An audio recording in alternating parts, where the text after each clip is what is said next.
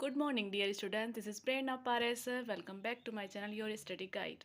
तो हमने आपको चैप्टर 1 क्लास 9 नंबर सिस्टम की एक्सरसाइज 1.3 स्टार्ट की थी और आपको क्वेश्चन नंबर 5 तक पढ़ा चुकी थी। आज आपका चलेगा question number 6। So let's start. Question number 6 है आपका, look at several examples of rational numbers in the form p upon q not equals to 0 where p and q are integers with no common factors other than 1 and having terminating decimal representation expansions. Can you guess what property q must satisfy? ये सिर्फ question दिखने में बड़ा है, अगर आपको इसकी language समझ आती है, इसको आप अच्छे से समझ लेते हैं तो सिर्फ इसको आपको कुछ एग्जाम्पल से दिखाना है। तो इसमें कहा है कि आपको p अपॉन क्यू की फॉर्म में कुछ ऐसे एग्जाम्पल दिखाने जहाँ पर क्यू जीरो नहीं होना चाहिए और p और q आपके इंटीजर होने चाहिए जिनके कॉमन फैक्टर 1 से अलग कोई और कॉमन फैक्टर नहीं होना चाहिए और वो आपके टर्मिनेटिंग डेसिमल एक्सपेंशन होना चाहिए। Can you gas what property Q must satisfy, मतलब ऐसी हम क्या आप गैस कर सकते हो कौन सी प्रॉपर्टी है जो क्यू को सेटिस्फाई करेगी। तो पहले कुछ एग्जांपल देंगे पी अपॉन क्यू की फॉर्म में। जैसे फर्स्ट एग्जांपल है आपका 2/5 0.4 11/4 डिवाइड करके आपके ये आए हुए हैं, डेसिमल एक्सपेंशन भी निकल चुके हैं इनके। अब क्यू को कैसे सेटिस्फाई करोगे, तो आप क्यू को जो आपके क्यू जो अपॉन में जो आपके नंबर आए हुए हैं वो आपके या तो 2 का फैक्टर या 5 का फैक्टर होना चाहिए, दोनों के फैक्टर होने चाहिए। तो तभी आपका क्यू सेटिस्फाइड करेगा टर्मिनेटिंग डेसिमल एक्सपेंशन को। जैसे यहाँ पे देखो 5 आया हुआ है, यहाँ पे 4 को 2 × 2 कर सकते हैं, 100 में भी 2 × 5 आ जाएगा। तो इन एग्जाम्पल्स में आपका क्यू सेटिस्फाई कर रहा है टर्मिनेटिंग डेसिमल एक्सपेंशन। आप इसके सॉल्यूशन का स्क्रीनशॉट ले सकते हैं। अब चलते हैं हम अपने नेक्स्ट क्वेश्चन पर। तो स्टार्ट करते हैं अपना question number 7 exercise 1.3। Write 3 numbers whose decimal expansions are non terminating non recurring. आपको टर्मिनेटिंग डेसिमल एक्सपेंशन का पता है, नॉन टर्मिनेटिंग डेसिमल एक्सपेंशन का पता है। यहाँ पे सिर्फ एक नई चीज़ है, नॉन टर्मिनेटिंग और नॉन रिकरिंग।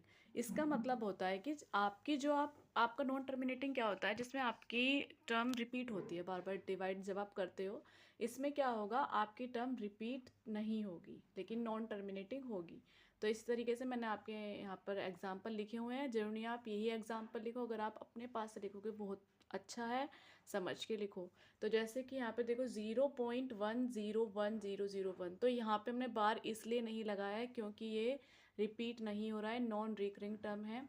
जैसे 10 के बाद जीरो नहीं है, 100 है, 1000 है, फिर 40 है, फिर 50 है, तो ये भी ऐसा ही है सेम।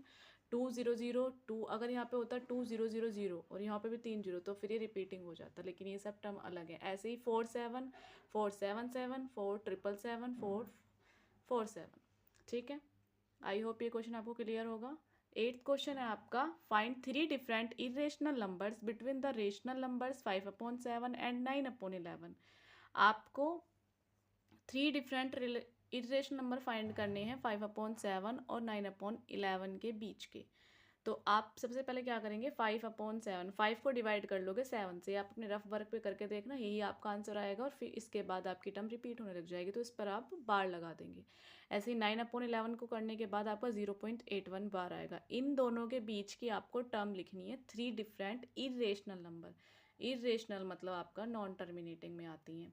तो आप ऐसे ही 3 कोई भी नंबर, इनके भी 7 1 और 8 1 के बीच तो बहुत सारे नंबर हैं, आप ऐसे ही लिख सकते हैं। मैंने यहाँ पे 3 एग्जांपल दिखा दिए, आप यहाँ पे जो आपको अच्छा लगा वो आप इनके बीच लिख सकते हैं। आई होप ये दोनों क्वेश्चंस आपको क्लियर होंगे। अब हम चलते हैं अपने क्वेश्चन नंबर 9, स्टार्ट करते हैं अपना question number 9। Classify the following numbers as rational और इरेशनल। सिंपली इसमें सिर्फ क्लासीफाई करना है, पहचान करनी है आपको कौन सा रेशनल नंबर है और कौन सा इरेशनल नंबर है। और ये चीज़ मैं आपको सबसे फर्स्ट वीडियो में बता चुकी हूँ कि रेशनल नंबर क्या होते हैं और इरेशनल नंबर क्या होते हैं।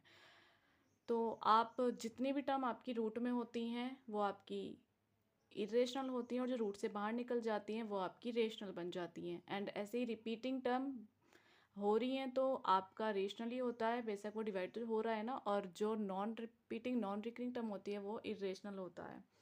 तो हम करते हैं, जैसे आपको यहाँ पे √23 है, रूट के अंदर हो, 23 को हम रूट से बाहर नहीं निकाल सकते तो ये आपकी क्या हो जाएगी, इरेशनल। तो यहाँ पे आप लिख दोगे इरेशनल नंबर।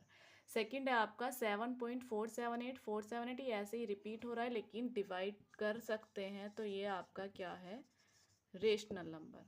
उसके बाद आपका √2 to 5 है, रूट के अंदर है तो आप ऐसे ही रेशनल नहीं लिख सकते, लेकिन 2 to 5 किसका स्क्वायर रूट होता है, आपका होता है 2 to 5 15 का, तो आप इसको रूट से बाहर कर सकते हैं, तो ये आपका क्या हो जाएगा, रेशनल नंबर। ऐसे ही आपका ये 1 0 1 0 ये तो रिपीट नहीं हो रही है पर नॉन रिकरिंग टर्म है। देखो 1 0 1 0 0 1 0 0, तो ये आपकी क्या हो जाएगी, इरेशनल नंबर। ये सारे मैं आपको बता चुकी हूँ कौन सा इरेशनल होता है कौन सा रेशनल, ये आप अच्छे से पढ़ सकते हैं।